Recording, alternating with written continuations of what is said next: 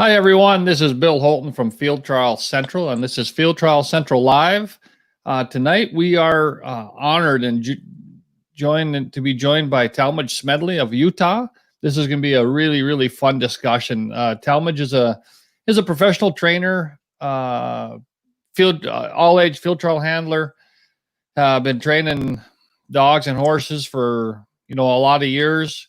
I had someone that reached out to me one time and said, "Hey, would you be interested in getting an up and coming young trainer from Utah on?" And I said, "Well, I'd love to." So we got Talmage on tonight. We're going to talk about the same thing we've been doing, right? We're going to cover kind of how he got into bird dogs and field trials, and he's got some great ideas on working with dogs, young dogs, and older dogs also. We're going to get into some of that. We're going to kind of find out what his plans are for the future on the field trial side and everything else. So just to a little housekeeping out of the way, this, as always, is being streamed live on Facebook. It's also being streamed live on YouTube.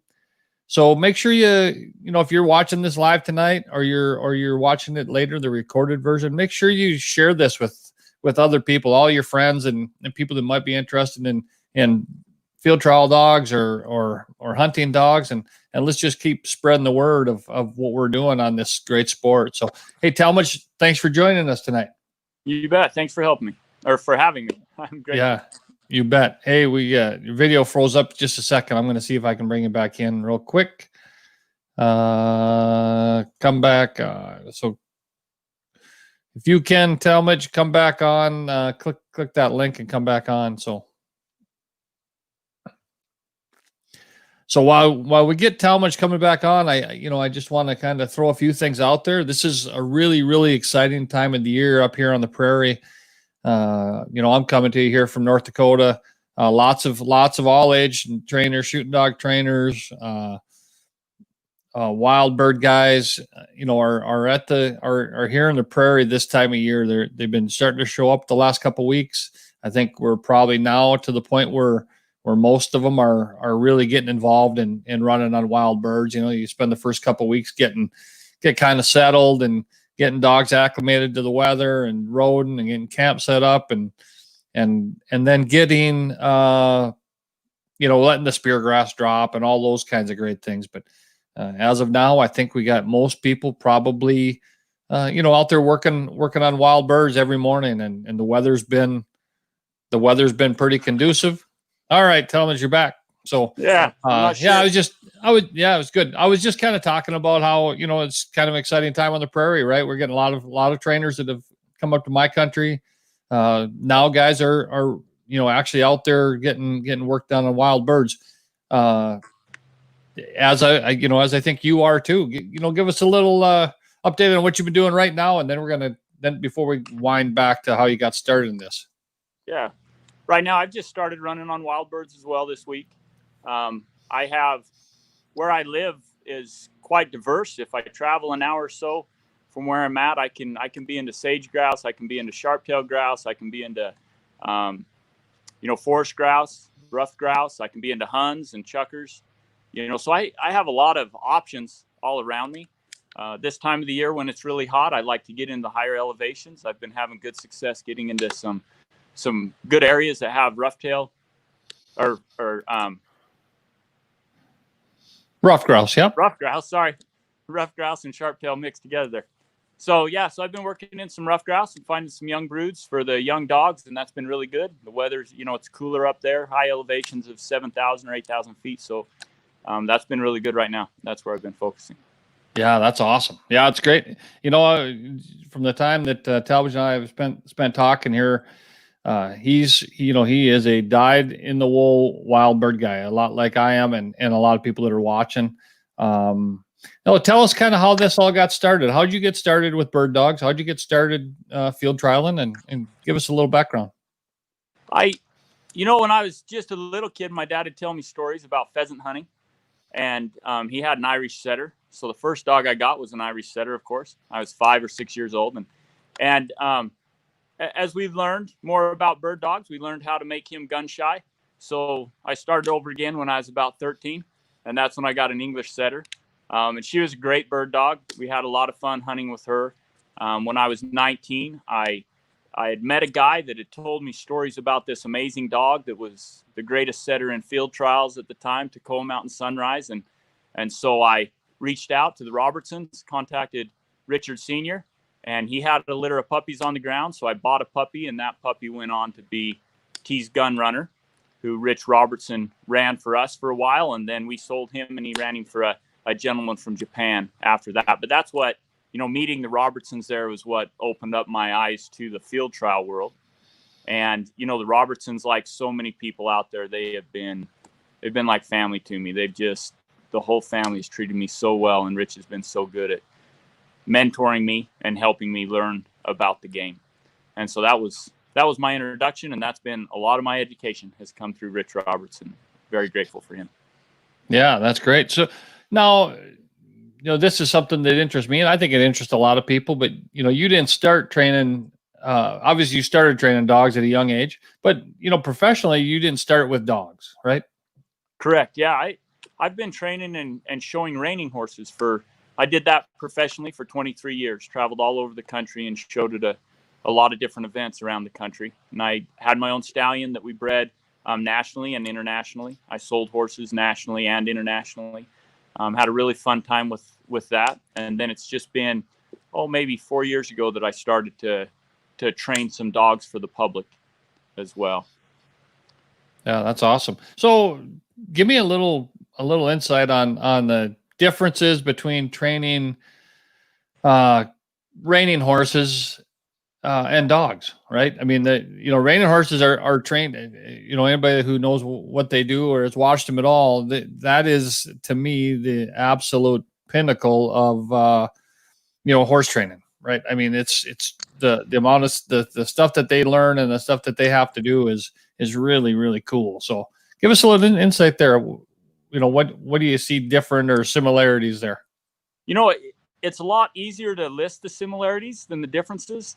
It's been amazing to me, and one of the things that I love about training is finding those similarities. And there are similarities between dogs, horses, and people that just amazes me all the time, because we're a lot different. It's different to communicate to a horse. How I communicate to a horse is different than how I communicate to a dog, and different than I communicate with a person, of course. And the intelligence levels are the same or different.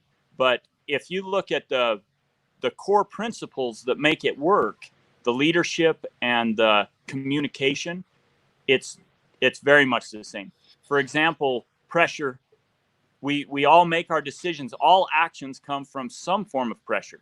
When I separate those, I think there's positive pressures, which are things that we want to gain, or negative pressures, which are things that we want to avoid.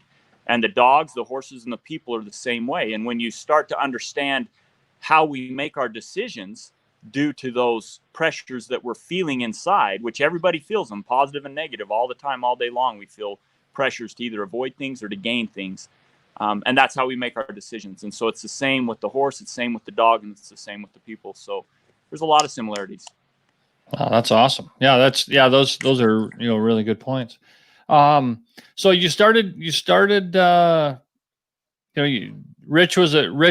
the whole family, I assume, Rich Senior and Richie were great mentors. Tell us a little bit about how you kind of got started with them, and some of the dogs you saw, what you saw happen with spending some time with the Robertsons.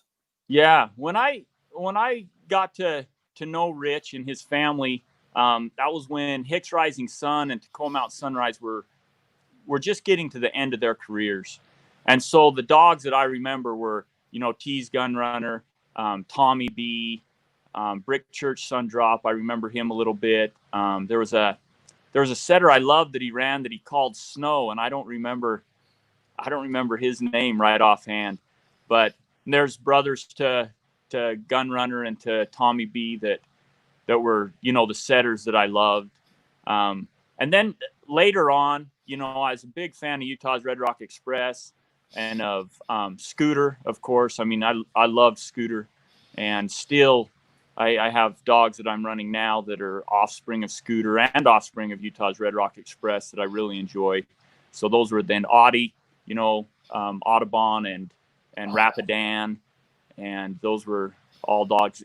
White Powder Grip, he was another one that I remember watching. So anyway, there was a lot. And Rich was so good to me because I could go up there. At the time, I was showing horses a lot, so it really interrupted the chance to get to the field trials. So when I was in town from the horses, I'd get to go up there, and Rich would let me ride along and get to know all the dogs, even though I wasn't necessarily getting to go to the trials. I was learning a lot about trial dogs and training trial dogs and waking up to the world of wild birds and what it really meant to be a great wild bird dog. Yeah, no, that's great. I was just thinking back while you were talking. So T's Gunner, was Paysitter's Equinox a litter mate or a brother to? Okay, yeah. Yep. I was trying to think of who. Time goes by fast, and you try to think back on who all was around at that time. So they were kind of some really great dogs that you got to see there, and well, you sure get to learn a lot from watching good dogs, right? I mean, just the dogs themselves will teach you a lot, much less, if you're into learning, right? You have that opportunity.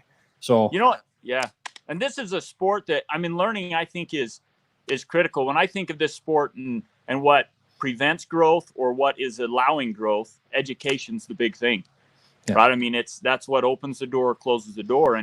And so getting to learn out there from Rich, but so much of what you learn is it has to be experienced. People can explain a lot of things to you, but until you're out there, a lot of what they're telling you doesn't make sense until you actually start seeing it. And I remember Rich would point things out to me, and it would still be like a year later, the light bulb would come on, and I'd really start to understand what maybe he was trying to explain to me before, because it just, the repetition and seeing it happen and starting to understand how the dog's figuring things out and how to communicate with them and get them to do the things you want them to do. Yeah, that's super. So then you started training for the public, and you were, with the every intention, I'm assuming, right, of running all age dogs for the public. Tell me about some of those early days and some of the early dogs that you did that with. Well, so the dogs that I've had success with there, I'm new enough to it that I had T's Nickelback, and that, I won a couple championships with him that qualified him for the nationals. That been a really fun dog. He was a great dog too, because he was a bird dog. I watched him do some in the Chucker Hills out here. It's really steep country. Some of the stuff that we hunt once the snow's on the ground and we can't be horseback is really steep. And so you have a lot of elevation, and you can see the dog do things where you're sometimes even a little bit above him. And so it gives you a different perspective than just watching one running, off the horseback. And I watched him do some cool things, pinning down some birds that were trying to be very evasive, and got him. One time he got him pointed on the top of a 60-foot cliff, and they were down below him, and that was really amazing. I'm gonna put a link to that video over here in the chat, so everybody should take a minute to watch that. That is a great video. So. And you explain it well what happened. It's really a cool video. So that's a lot of fun. Yeah. So he was fun because he opened my eyes to a lot of the things that a dog's doing out there, especially where we let them run at a greater distance. They get to do things with birds that other dogs don't get to because we're close. If you've got a dog that's working close to you, you're affecting the birds as well. But when you have a dog that's out there a ways, when he makes contact on the birds, a lot of times those birds don't know you're there yet. And so I think that's pretty cool to watch them, and then how they handle those birds as they start to feel the pressure of the human approaching. There's a lot of things there that are fascinating to me. Puppies, for instance, I talk to people all the time that say, my young puppy's holding birds, but he'll only hold them till I'm 100 to 75 yards away. And then he always rips them. And it's always 100 to 70, 100 yards to 75 yards away.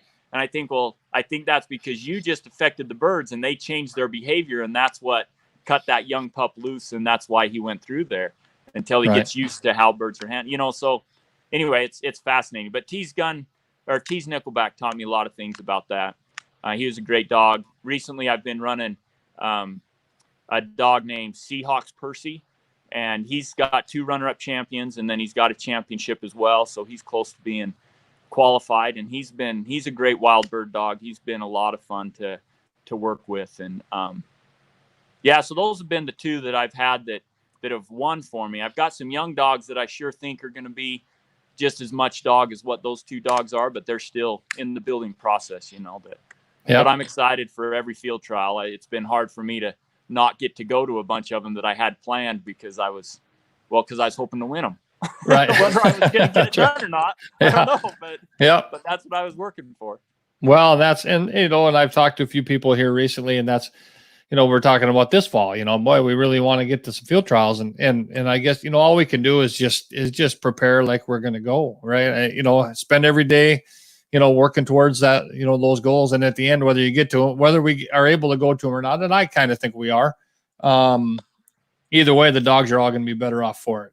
It's, sure. Yep. It's kind of like when Keith Wright was on and he talked about, Ike Todd just says, just keep opening the gate, right? Just, keep taking those puppies out and putting them in the, in your case, some wild birds up there, the rough grouse now, and then sharptails and chuckers. I'm sure that is really cool when we talk about it, though, that, kind of out your back door, and it's a really big yard, right? When we go out your back door, yeah. But, you mentioned at least 5 different species of wild birds that you get to work on it.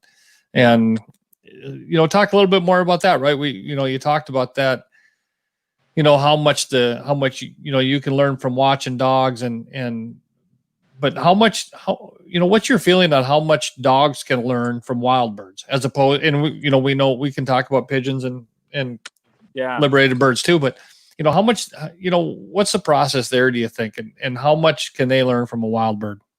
Well, I think the dogs and us can learn an amazing amount from the wild birds, because the wild birds, they don't ever lie, right? They always act the way they're supposed to act. So what the dog is learning is true to life. It's true to the way things are meant to be. And so, the wild birds, they don't create the problems that we create. And so when they're out there working those, I've gotten to where now I love the thrill of puppies. I love watching them rip them and chase them and just all that excitement, because I realize that every time, even though they didn't get the bird pointed, they're chalking up more education. They're getting greater understanding of where they are, how close to them can they get, is the bird moving, is the bird not moving, and they're just working through all that in their mind until they start to recognize things early enough to start getting pointed. And so it's just a really natural process. But as we watch them run through that process, for instance, a young dog that I remembered that just didn't have any desire to point, he was so in love. They love 2 things the most, I'm convinced, and that's pointing and chasing.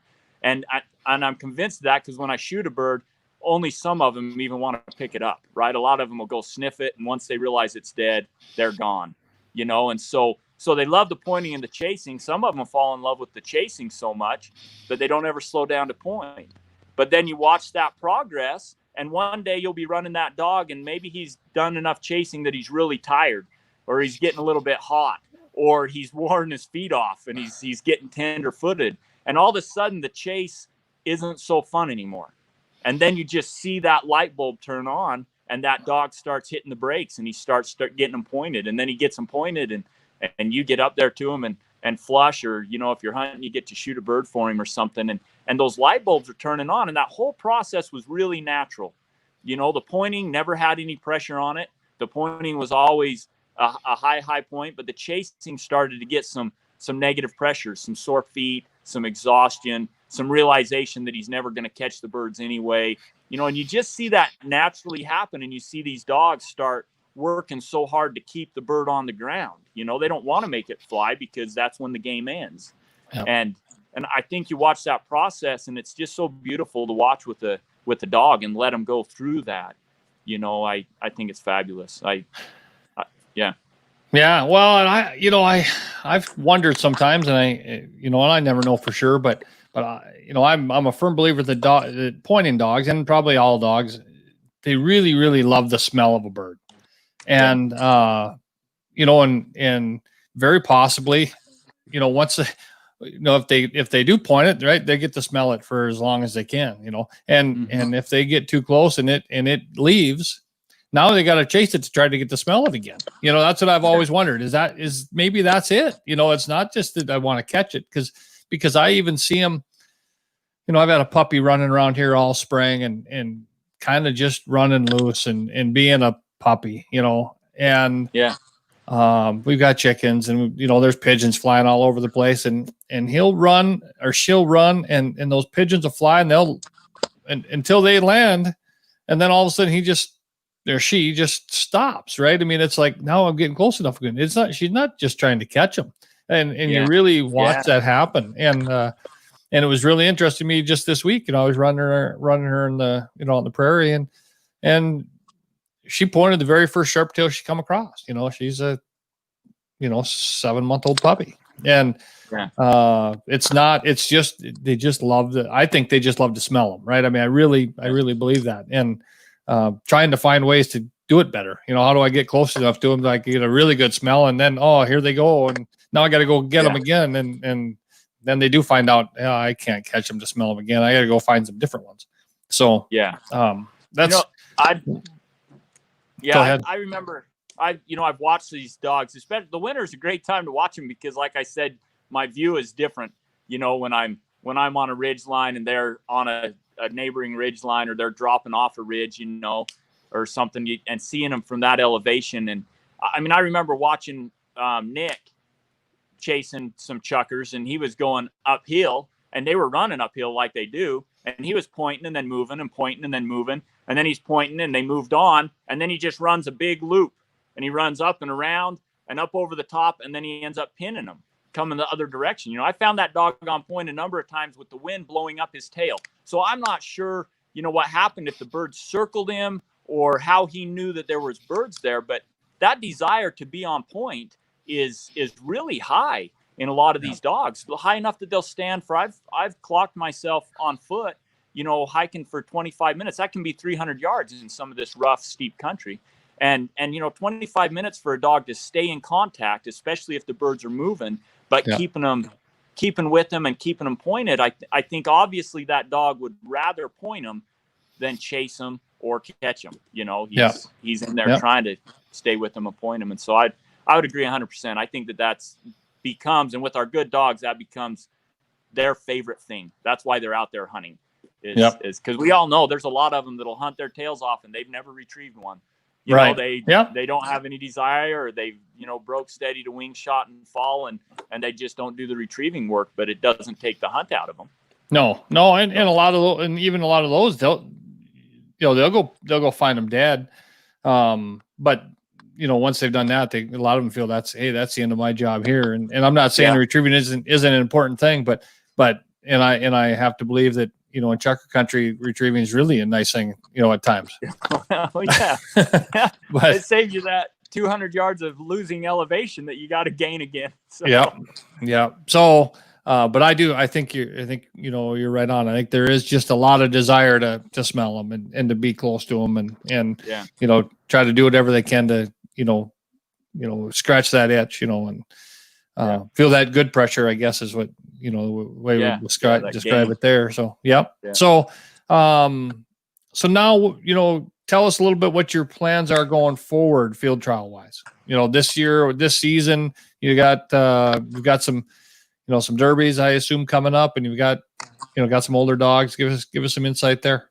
Yeah, I've got a couple derbies. One of them is a young derby. He was born later into the year. So I don't know, I'll definitely run him to try to get a placement so that he's prepared for running championships. But I have another one that I'm very high on that's looking really good to me for a dog to run in the Pacific Coast Derby Championship this spring, which is our only Derby championship out here in the West. So I'm really excited about that young dog. I've got a couple first year dogs that I didn't get to run in the derbies this spring that I'm eager to get to put down and to run in some trials. And then I've got a dog that he's a 4-year-old dog, and I've come really close. I think I've knocked on the door, and one championship I think I could have had wrapped up and made a little bit of a handler error. I think that took his opportunity out. Yeah, you've done that before. I'm not the only one that's ever done that. That's we might be the only two, but I own it. Yep. And so I'm really excited about continuing to run him because I really think he can do well, so I'm really excited about those dogs on the string right now. Good. Hey, that the derby you're real excited about, pointer or setter? He's a pointer. Okay. Yeah, he's a son of Scooter, out of a daughter awesome. of Utah's Red Rock Express. So, wow. Yeah. He's kind of a combination there, and he's a lot of dog. When I first started running him, he was, he was a lot of work to keep going with me. But he's really, I mean, he feels really hooked up right now. I've been running him a little bit on the wild birds this week, and he's handling good. And I mean, he's where I'm really excited where he's at. I feel like there's a lot I can build this summer and be ready to do a good job. So great. Yeah. Hey, tell me, there's one good question over here. We're going to get to that in a little while. But give me a little of your insight on your breaking process. So my breaking process is a little different than, I don't know. It's probably a little bit the same of a lot of processes out there, but it's kind of been my own thing I've worked through, thinking about what's happening with those wild birds, and working on, it's based on the idea of stopping to flush and really helping a dog lose his interest in chasing so that I increase the interest in pointing, because I'm a big believer that I just want to let him have his time before the birds are in the air, and if he feels like he needs to move, if he wants to step up, any of that stuff, I just let it happen. And when the birds are in the air, then I've built in the summertime, I build the ability to stop the dog. I also build the ability to let him know I think that there's birds in the area, and they get good enough that with my vocalization, they start staging and pointing, and, and they start figuring out that whoa doesn't mean you're going to get in trouble as much as me whooping means, hey, we got birds. You better stop moving your feet or we're going to have birds in the air, and then I can stop them on that flush. And so I do a lot of work with pigeons. In my situation, I feel like I need to, and that I've figured out some ways to use pigeons so that when I get into the wild birds, I can hit the ground running. I've got everything in place so that I can just start helping them be successful on those wild birds. But my process with the pigeons, the things I do with the pigeons are I do very, very little check cording. I do a lot of whoa breaking is what I call it, but teaching a dog that whoa means there's a bird that's about to fly and you need to stop moving your feet. And that becomes a command that means stop moving your feet right now, But in that process, the way I use the birds, it helps put them on point when I start vocalizing, because they're believing me that there's a reason they should stop moving. And so that's what I do in the summertime with the pigeons. So a lot less of the try to get them on point than I used to do, and a lot more of just building the tools. So when I get into the wild birds, I can start to help them put things together. I can start to remove that chase from them. And when you start taking that chase away, the point just increases. You'll get dogs that they just let you walk past them, and you've never said whoa, you've never stopped them with a check cord, but they're not interested in moving anymore, because when they move, they end the game. The game ends and they stand and watch it fly off, and then they got to go find the next one in order to get their kicks, and so that's the way I go about it. So it brings a question, give me some things that you think that that happens with working with pigeons or liberated birds on any side where people maybe are going backwards, right? Some of the stuff that could happen that isn't as positive as it could be. I think that as humans, it's natural for us to think a lot about what we want to have happen and try to make it happen. But I think you have more success when you try to think of what you would like to have happen and how can you help the dog want to have that happen too. Because if he thinks it's a good idea to do what I'm going to ask him to do anyway, the whole process is a lot cleaner and a lot more positive. But if he thinks that the situations he's in aren't favorable for him, then we're going to lose hunt, and we're going to lose intensity and excitement and all the things that we want to have, all that we can have, right? And so I think that, when we approach it with pigeons, for instance, you put them in a box and you've got the button, so you get to decide when they fly, but your decision doesn't have as much to do with teaching the dog how to respect a bird as it does to trying to let the dog go on point. So we allow a dog to get a lot closer than we need to. And when we use liberated birds, we take a bird that was raised in captivity, so it's not nearly as flighty, it's not smart and educated, and and it's not in as good a shape as a wild bird. And then we go out and we dizzy it. So now we make it sicker than it was before. So it was already a very poor substitute for a wild bird. And now we've made it sick to put it under the bush. And then we bring the dog in. And if the dog wants to get closer, we're left with nothing but to start yelling, whoa, or stopping him with the check cord. And that's not true to life. That's not how the wild birds are going to act. And so I think when we go in there and we start changing things from being true to life, then we start creating problems. We put pressure in areas we don't want pressure. If I'm saying whoa when the dog's on point and I'm pulling on a check cord, or I'm picking him up and setting him back, I'm creating a lot of pressure in the very thing I want him to do. Right. And then if he does break and get away from me, then he goes and gets his thrill from the chase. And pretty soon he's like, bag that point and stuff. I'm just going to chase him. Or he says, I think I'll just blink these birds anyway because there's nothing good for me there. Today I had a phone call from a gentleman that had a dog blinking a back. And I think that's the exact same thing. We take him in, we show him the dog on point, and then we tell him to whoa, and then we correct him if they move. And now we've created pressure. And so the dog goes, hey, there's nothing there for me. That's got no value. So instead he just blinks the dog on point and leaves. And I mean, I don't mind. I don't think my dog needs to go back every time somebody else's dog points by any means. Right. But we don't want them blinking it, but that's just a good example of getting pressure in the wrong places. The way we're training and using our liberated birds and our pigeons, a lot of times we put pressure in the wrong places, and then we're taking out of the dog what we want in the dog. And so, if we think of that natural process that would go on if we just ran strictly on wild birds, and they're going to chase and chase and chase until their feet hurt and their muscles hurt and they're tired and they're hot. And then one day they're going to go, you know what, that's not working so good for me. I don't want to chase. So I think I'm going to try to sneak up on this thing. And then boom, the point happens. And then they start going, hey, that was pretty good. That was pretty good. And the chase wasn't as good. And we see that reverse. And that's what I think we need to be doing with our pigeons. When we're out there, is we need to be doing things to help a dog love being on point and thinking that is the greatest thing in the world. And then just slowly help them realize that, the chasing doesn't get the job done, and help them leave that alone.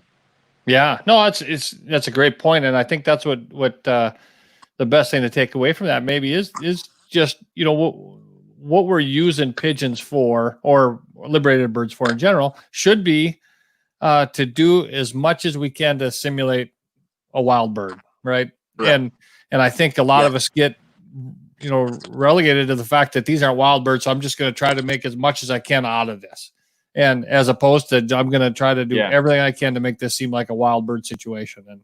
And if I let that pigeon go, God dang it, I got to go catch another one, but we have it going through our mind. We know we're like, hey, well, I just spent X number of dollars on that bird, or I just and you don't slow down to think, but how many dollars did you spend on your wild bird?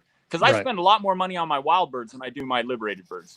I mean, that's where the money's spent, is in the tires and in the fuel and in the time and in the, the horses and the feed and all that we'll spend to go on the wild birds, so let's use the cheaper birds to create a better situation. So when we get to the wild birds, we can take full advantage of every one of them.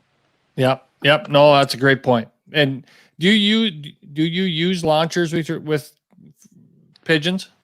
Yeah, I do. Okay. I don't with my young puppies. With my young puppies, I try to get the bird, they're young enough, especially the little tykes. They don't know how to catch them, and they just, go in and play with them. And I don't think there's a lot of harm done. And in fact, a lot of good is done, I think, with the little puppy getting in there and mauling that bird a little bit once in a while and really getting bold and excited. And I don't like the pop of the launcher is very unnatural. If I could put a dog every time in a situation that the bird actually comes off the ground and through the grass, that's a lot better experience for the dog than all of a sudden it just erupts, and is, 15 feet in the air and then flies off. And so, but I do use launchers because it gives me the opportunity to decide when the bird flies. Right. And so, and I use them different. A lot of guys, I've heard people say never free run into a launcher, but I trust my launchers, and I free run packs of 6 to 8 puppies into launchers, But I can also make sure I like my dogs when they're puppies. I do different drills than I've seen a lot of people do. It's just something, again, that I've picked up. But when they're 8 weeks old, they start learning to find the front end and swing to the front end and look ahead of me for the objectives. And, just clear from day one, they start learning how to react and move forward for me. And when I go out and I got them introduced to birds and they're wanting to play with the birds and point the birds and they're hunting, then I start running and I make sure that where I run, those young dogs, till they're 5 or 6 months old, the only birds that they'll ever find are the ones that I put out, and they will never find them unless they're to the front of me. And it just locks in these puppies' minds that the only place to be is in front of me. And if I can get that done, and then sometime, about 5, 6 months old, they're big enough to kind of start going out, and you can kind of drop them into some wild birds.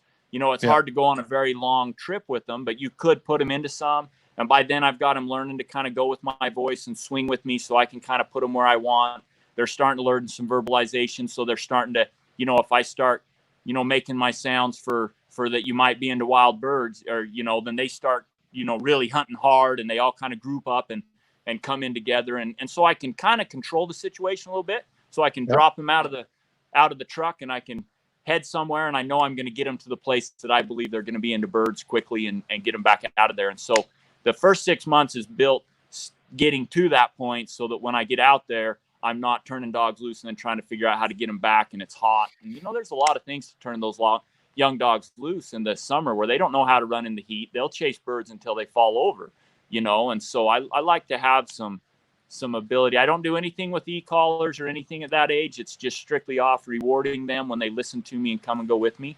But I feel like that I've found that it's more productive in my mind than the introduction to wild birds in that first 6 months, because it's hard to make real good use of. And a lot of times I create a dog that then I got to go to the e-collar to try to round them back up, because they're in love with them, and they're thinking about self-hunting and just going for the birds, So I like to put that time into them in the first 6 months, and then from then on, then I feel like I can just keep going. I've got what I need in that first season. I can just spend it all in wild birds, and I don't have to go back and take care of something because I got a dog that's leaving me and hunting on his own or something like that. Yep. That's great. Well, let's go. I kind of got it on a tangent because I wanted to talk about, kind of your thoughts on that process. So your season, it consists of what? Your field trial season. Once you get going, you're going to start out there in the fall with some championships, and then it goes all winter till you guys run into the spring.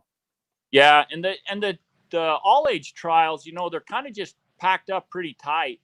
The first ones I go to are in September, towards the end of September, actually. And then, we got them in September and October and November. If I go out into California, then November and December. And then it gets too much winter for us out here. And California can go a little bit later into the year than we can here in Utah.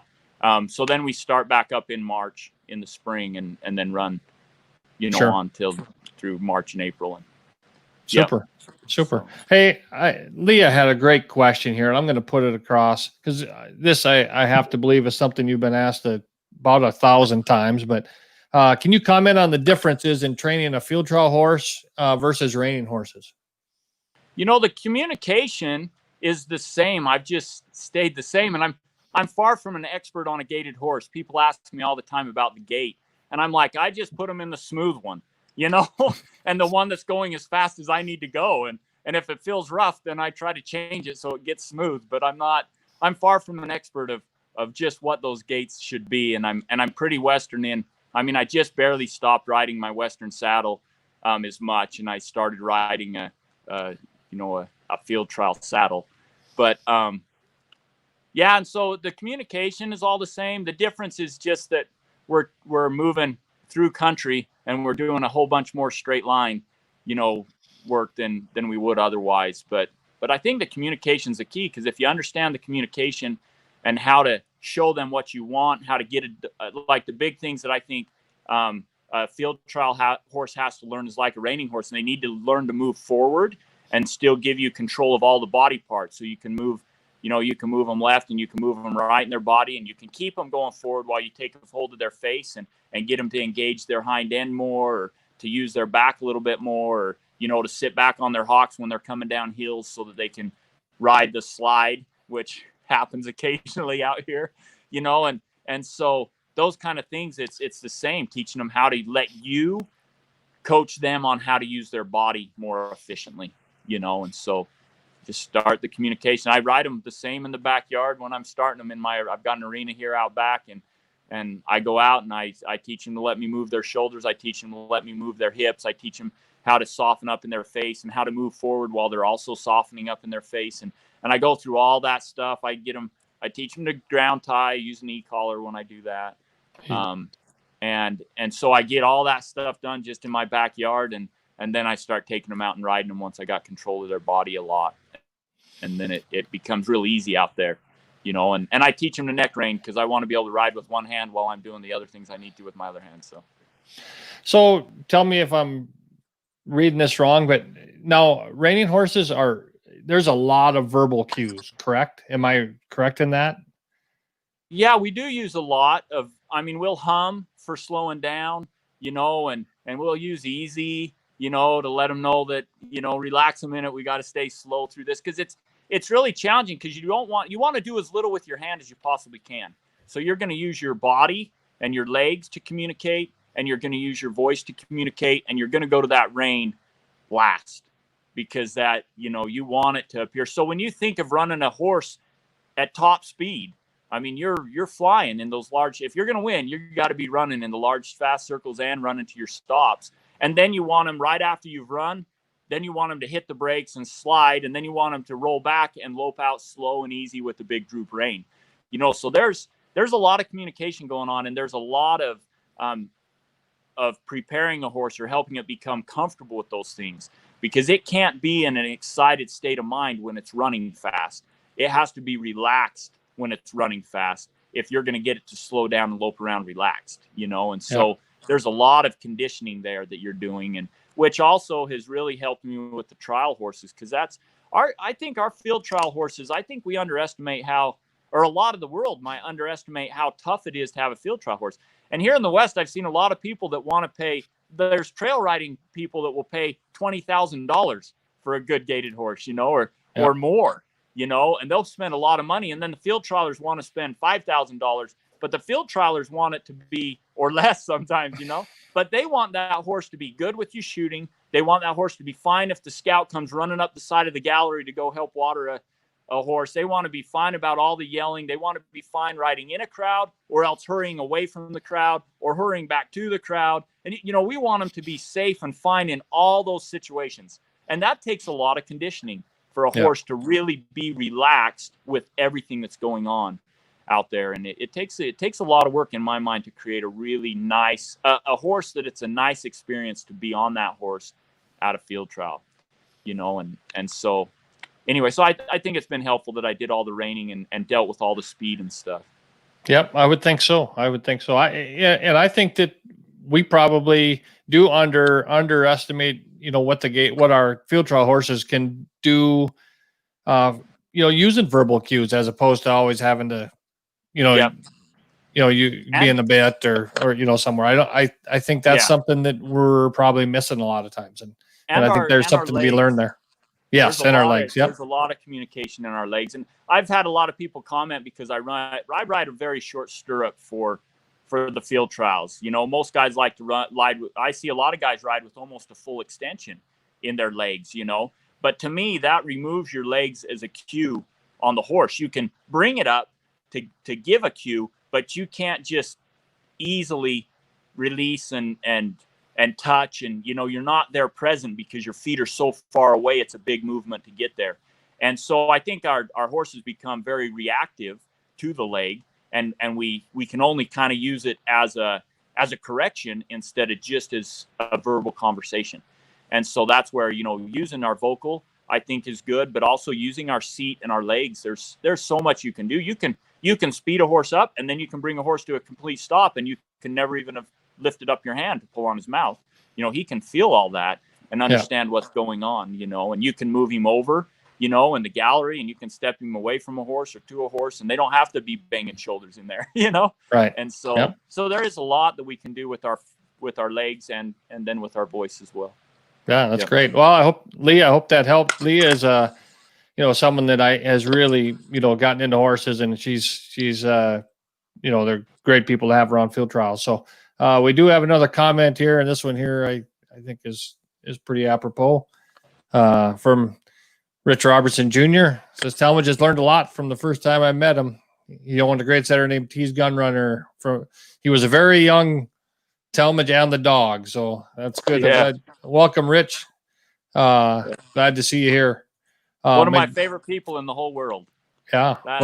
We've heard that a lot on this show when Rich was on, and a lot of people I've talked to afterwards and before. So Rich is a great guy and been super influential in the sport, and will continue to be so in what he's doing today. So in my mind, if he doesn't end up in the Hall of Fame, we've done a great disservice to field trials in my mind, because I think the number of people that he's affected across the U.S. and to have been as successful as he was in as many venues, it's a lot different running dogs in each place you go. It's different in the Piney Woods. I've only been there and seen one time, and I've been to the Nationals, and I've been to a few places, and it's a different challenge each place you go. So that's perfectly well said. That would be that would just be insane. Now Rich and Scooter should go in at the same time as far as I'm concerned, and a lot of other people. So let's get that back done maybe we'll have a Hall of Fame induction next year, and we can get back to some sort of normalcy again. You bet. Hey, I know one thing that everybody here can tell by listening to you whether you're talking about dogs or horses, and I would assume people would be the same. Talmadge, you obviously got a heart of a teacher. Kind of tell me about your future endeavors here, what your thoughts are, how you have the intention of helping other people with their animals. Yeah, like I mentioned earlier, I think education's a huge part of helping this sport grow. I think a lot of the discussions that we see online that we would classify as negative for the sport, which those exist. We all see them out there. And when I look at them and I see the comments that are being made, most of the time I think, somewhere in here is a lack of understanding. There's difference of opinion, but there's also often a lack of understanding, and that's why there's such the negative view that somebody's sharing. So from that standpoint, education's huge. Good judges, it's all about education. And, good handlers and good field trialers and good sportsmanship and, anything that you list that we would like to see continue in field trials, in which I feel like there's a lot of. I mean, when I think of the people that I know in the field trials in the West, I just think of a lot of people I admire a lot. All varying levels of knowledge and education, but their heart is in the trials, and they're out there trying to do good. And when there's a disagreement, it's usually because somebody doesn't understand something. Somebody needs to know more, or somebody needs more insight into the situation. So that being said, I think education is a huge thing. And if we look on the other side of that, people entering the sport, the entry is all about education. I ended up in the sport because I met a man that was willing to take me under his wing and help me learn. Otherwise, I might have seen the sport and thought it sounded cool, but I mean, how do you even break in? Because it's a hard entry. And so that's a big thing that my son and I and my brother and my wife and everybody's involved in. You see the logo in the back. I'm in our studio now, but T's Dog House, that's what that's built for. It's going to be online education. And when you enter T's Dog House, it's what we call the foundation principles. And you go through those with your dog, regardless of what event you're going into. But then we will have the pointing dog.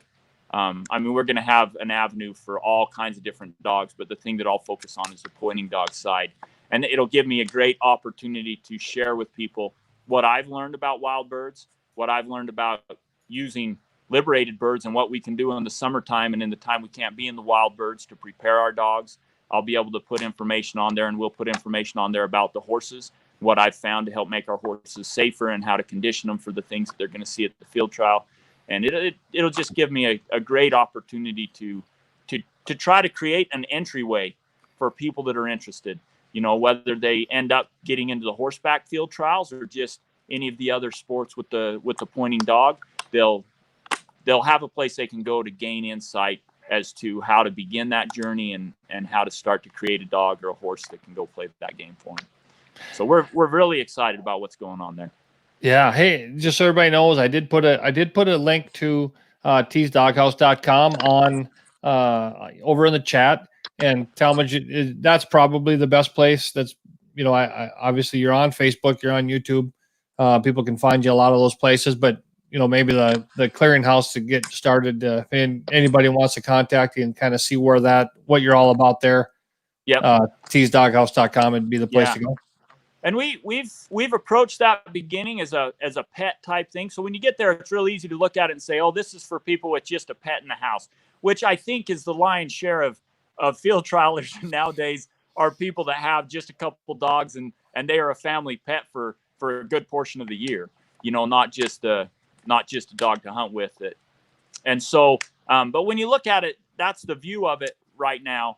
As we get here in the next couple of weeks, we'll have a soft launch of our subscription site, and that's where people will be able to pay a small fee to go in there monthly, and we'll start it with close to 70 videos in there already, and then we'll be adding a lot of videos every month as we move forward and get more stuff done. And that's where you'll really see the bird dog side of things come into play. But that'll give anybody the ability to contact me, and then as it launches, they'll be able to see the launch, and they'll be able to start to join us in those things. Super. Hey, it's great to see it. Everybody kind of, get out there and take a look at that. See how that grabs you. I think I get contacted after every show. I believe I would probably every show. People that are, have bird dogs. They have hunting dogs. They've always wanted to get a bird dog, and they're really interested in the sport. And they really have a hard time knowing how do we get started. And my answer has always been go to a field trial and find someone, but that's not that easy. I mean, it was easy for me because I showed up at one and you couldn't have drugged me away with 100 mules. But that's not the same for everybody. And and where to go is not always that easy. This would be a great spot for people to get started, kind of get an idea of what you're looking at. And then when you want to go to a field trial, whether you come through this site or if you're in the West, and Talmage can, and he would have contacts like I would all over the country, and be able to help direct you to the right person. But the more that a person can find mentorship in this sport, those are the people that end up sticking around, right? Yeah. And that education. I mean, there's so many people that I've had the chance to meet that have been a lot of influence for what I've done. But it's the sharing of that information is tough. And a lot of the most knowledgeable people with this bird dog sport aren't very loud. Right. They're, excuse me. Yeah, they're not, unless you meet them face to face. The ones that I've met are just so kind and so willing to help. But it's hard to get the chance to meet them. And so then, how do we pass on all that knowledge? And I think that's what we all need to be thinking of. And I really commend you for what you're doing. I mean, I've really enjoyed the interviews that you've done. And I think it's a great chance for people to hear, some of these knowledgeable, wonderful people that have done so much for this sport to make it the amazing sport that it is. But it gives them a chance to have some voice and to pass on some information. Absolutely. Yeah, that's a lot of fun. And that's why we do it, right? I mean, that's why I'm here is to get some of those voices out here. And the very biggest thing is if we can keep people coming into the sport and finding the enjoyment that we have and finding the people that we've met.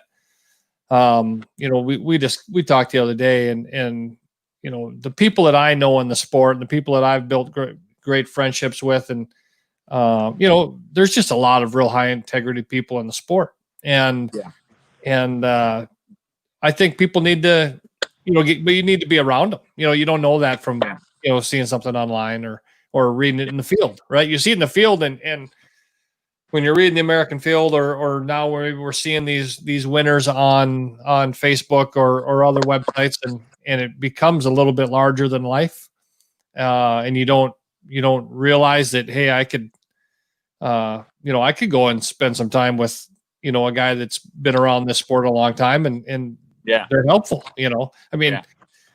There's a lot of people that would say, I can't believe Talmage got on a horse and went up there and spent time with Richard Robertson all the time. He got, that, what a gift, because it seems like it's so daunting, but there's people like that all over the country that are so giving. And so I think we just need to keep finding more entryways into, enjoying your dog to start with. And if you can find a great way to enjoy your dog, which really starts from getting a good start and then and finding a way to communicate with your dog. I think that's what it comes down to. And then after that, feeling comfortable at that point to get out into the mix, right? Into public and showing other people, hey, yeah, I can communicate with my dog. We're not, cause a lot of people don't show up because they're scared. I mean, they don't know what's going to happen. They don't want to be embarrassed when they put their dog out on the line, So I think a lot of times we get a guy that has a really good dog, but they don't know he's a really good dog until he's 4 or 5 years old, and now we're just taking him out and going to be my first field trial ever. I'm going to take a 4 or 5 year old dog and I don't know anything. And I can't show everybody what he knows, cause I don't know anything. And, so if we can get guys to get out there with their puppies and get a really good start that first, 6 months and feel comfortable that they can communicate, I think that's a great way that we can grow the sport. So, I think your site looks like it could be, a good opportunity for that. Well, we're working hard to do what we can to be able to help people there. And I loved a couple things you said there. Integrity. You mentioned people with a lot of integrity. And when I think of this sport, one thing that I've noticed is that I think there's a little bit of a disconnect, because I look at the sport and I see a lot of people that I respect a lot. And I see a lot of people that are working hard to do good things for the sport and good things for their customers or good things for their friends. And when I go to a field trial and I need somebody to scout for me, I feel like there's a whole list of people that I could ask to scout and feel like they're going to do a good job for me to help me have a great performance, and so I just think of all the integrity that I see in people.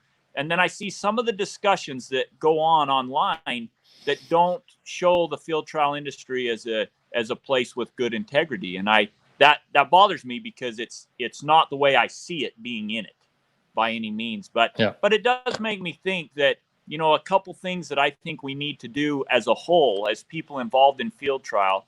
One is to do what we can to help pass on information and knowledge. And two, to do everything we can to really help the sport look like it's got the integrity that it really does have. That we conduct ourselves, that the clubs conduct themselves, that everybody conducts themselves. So when new people show up, they have no reason to believe that they don't have a shot, that they can't get involved and be treated well because they will be. Because I'm out there, I'm at the trials, and if they stick around and they go out and they meet people and they surround themselves with people that love this sport, there's plenty of great people that can really help them into an amazing, it really is an amazing sport. I loved reining because it was so extreme in our opportunity to communicate and work with an animal. And I think field trials are the same thing. And that's why I love the all age trials if your dog's not going with you, he has a lot of chances to leave you behind, and so there's a great relationship that's not easy to build, to have an animal that just goes with you at an extreme range and does the things that we ask them to do, knowing that they're connected to us that whole time, and so anyway, I love the word integrity, and I think that we need to continue to have great integrity in the sport like I see all the time, but also make sure that we are doing, sometimes maybe we need to speak a little bit about it, because there's a lot of voices out there that might be telling the stories that don't happen very often. But if they're the only ones talking and everybody else sits back and doesn't get involved in any way, then that's what somebody new sees. you Right. know, and we want to make sure that we're helping people understand that it is as great a sport as it is. Yep. Yeah, absolutely. Well said. Yep. That's really well said. Well, one question I always like to ask, because everybody sees things different, and obviously you've had some great performances that you've seen out there with your own dogs, and I think that if people just, and this is just I say just bird work, what we get to see on that video of of T's Nickelback on that ledge is awesome. But a full field trial performance, or a bird dog performance in general, it can be so encompassing. Give me a couple performances that you've seen that other people ran through the years of dogs that really kind of stand out in your mind. Yeah. Well, I'm going to have to go to Rich again. I would think so. I would expect that, I guess. I had the chance to do some scouting for him that, just before he retired, whenever I could get whenever his daughter Emily had something else so that she wasn't there, then I got to do some for him. And so I was, I really got to be, present for what was going on. But a couple that really stuck in my mind, Scooter, I always loved Scooter. He was a fabulous dog. And I remember him a lot in workouts that, were great things to watch in the workouts. But two field trials that stand out is the Northwest Chucker Championship, when Rich won it with Audubon, the setter. And that there was one point where he had sent Audubon on a rocky ridge and way in there, and then across the road that we didn't have to cross because the turn was just right before the road, and then in there until he was disappearing out of sight, and he had to make a 90-degree turn. And I thought, he just lost this, and how are we supposed to dig him up out of that lava rock, and then he just drew him right back in with his voice, as he got down there to make the turn, and